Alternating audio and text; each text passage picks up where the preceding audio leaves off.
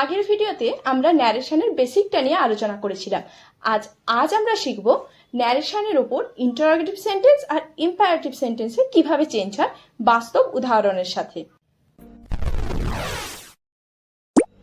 মম বলছে, did you eat the cake? আমি বললাম, yes mom, the cake was innocent but I ate it anyway.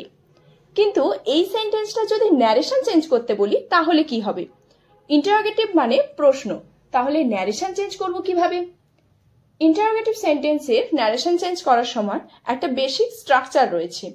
Reporting verb যদি shed বা asked হয়, সেক্ষেত্রে ইনডাইরেক্ট স্পিচে আস্কড অথবা ওয়ান্টেড টু নো এ পরিবর্তিত হবে।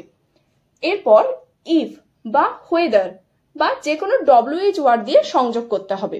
ডব্লিউএইচ ওয়ার্ড না থাকলে ইফ আসবে, আদারওয়াইজ ডব্লিউএইচ ওয়ার্ডই বসবে।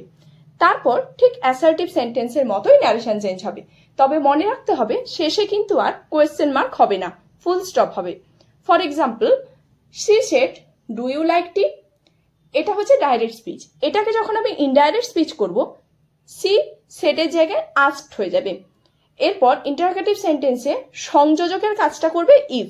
এখানে যেহেতু ডব্লিউএইচ ওয়ার্ড নেই কোটেশনের ভেতরে, তাই এখানে ইফ বসাতে হবে। এবার কোটেশনের ভেতরে বলছে, ডু ইউ লাইক টি? তুমি কি চা পছন্দ করো? মানে আমি চা পছন্দ করি কিনা, তাহলে এখানে সাবজেক্টটা হয়ে যাবে আই।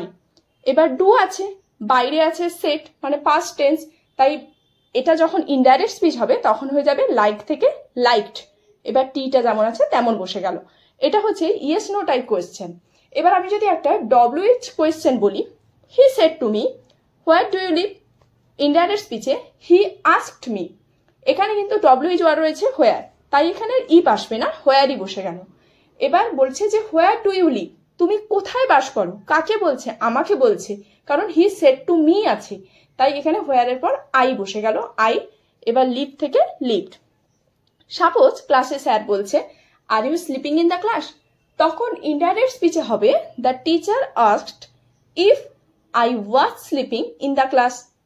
তোমাদের মধ্যে যারা আমার ন্যারেশনের ওপর ফার্স্ট ভিডিওটা দেখোনি তারা কিন্তু এই নিয়মগুলো কিছুই বুঝতে পারবে না, তাই এই ভিডিওর আগে অবশ্যই ন্যারেশনের বেসিক ক্লাসটা দেখবে।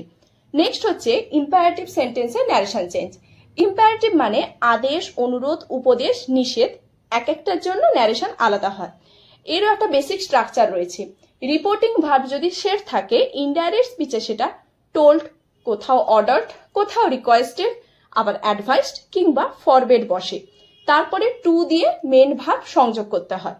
For example, he said, comma inverted কমার মধ্যে শাট দ্য ডোর, অর্থাৎ এই সেন্টেন্সটাতে একটা অর্ডার বোঝাচ্ছে যে দরজাটা বন্ধ করো। ইনডাইরেক্ট স্পিচে সেটা হবে he ordered to shut the door. Second example একটা অ্যাডভাইসের ওপর, the doctor said take rest, অর্থাৎ ডক্টর অ্যাডভাইস দিলেন, তাই তো? তাহলে দ্য ডক্টর সেডের জায়গায় হয়ে যাবে অ্যাডভাইসড, টু লিখে ভেতরে যে ভার্বটা রয়েছে take rest. Number 3 example, negative command, she said don't touch that, সে বলল যে এটা স্পর্শ করো না। তার মানে এটা ইনডাইরেক্ট স্পিচে হবে she want not to touch that.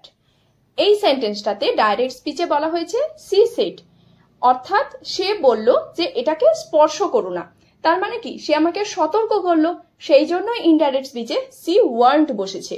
এবার যেহেতু ডু নট আছে কোটেশনের ভেতরে, তাই ইনডাইরেক্ট স্পিচ করার সময় সেটা নট টু বসে গেল, এরপর মেন ভার্ব আর বাকি পার্টটুকু বসবে। কিন্তু যদি কাউকে বলা হয় প্লিজ ডোন্ট ফরগেট মি, এটা কি আদেশ, অনুরোধ না অনুভব? তোমরাই ভেবে আমাকে উত্তরটা কমেন্টে জানাবে। তোমার সামনে দুটো বাক্য দেওয়া হলো। Number 1, he said, comma inverted কমার মধ্যে will you help me? And number 2, she said to her friend, comma inverted কমার মধ্যে ডোন্ট বি লেট। এদের ন্যারেশন চেঞ্জ কি তুমি একবারেই পারবে, নাকি কোথাও একটা ছোট্ট ভুল হবে? তবে তোমরা যদি আমার এই ভিডিও দেখে তারপর উত্তরগুলো করো তাহলে আর কোনো মিস্টেক হবে না।